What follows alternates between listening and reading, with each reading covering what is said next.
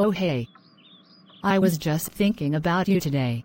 Yeah, why's that? I was reading this article, Who is Welcome Here? A culturally responsive content analysis of Makerspace websites. I know you've been struggling lately with making sure your students are fully engaged with their learning. The struggle is real. It's like they are actively trying not to have fun. Honestly. Anyways, this article was about how Makerspaces, online and in person, need to start looking at their content through a more diverse lens.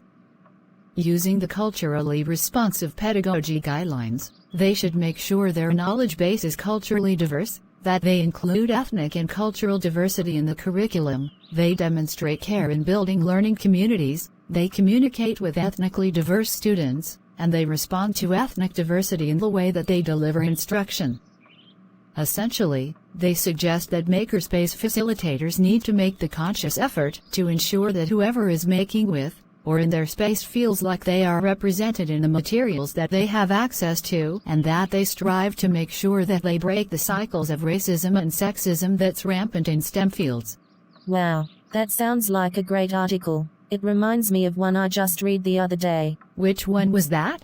It was called How Do Makerspaces Communicate Who Belongs? Examining gender inclusion through the analysis of user journey maps in a makerspace. Sounds exciting.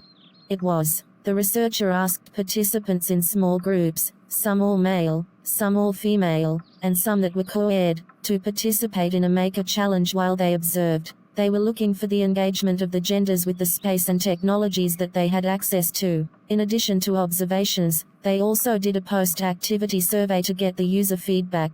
In the end, they found that the men seemed more comfortable with moving around the space while women didn't feel as welcome into the space, and that there was a gendering in the technologies, with the textiles being considered more feminine. In the end, they recommended a redesign in how makerspaces look to make it more inviting to all genders. I am definitely putting that on my reading list. I highly recommend it. It's interesting how both articles talk about ensuring that the makerspace is as inclusive as it can be. The whole idea of makerspace is to create an engaging environment where all learners can find success at whatever level they are at. For sure. And that we are veering away from teacher-centric teaching to more student-centric teaching and inquiry-based learning. You know, the kind of stuff that we would have loved to do when we were in school.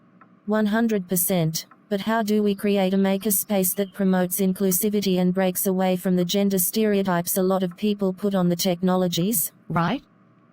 And how would you ensure that the instructions do not favor any specific cultural knowledge or assumptions when you try to create a culturally diverse maker space instruction?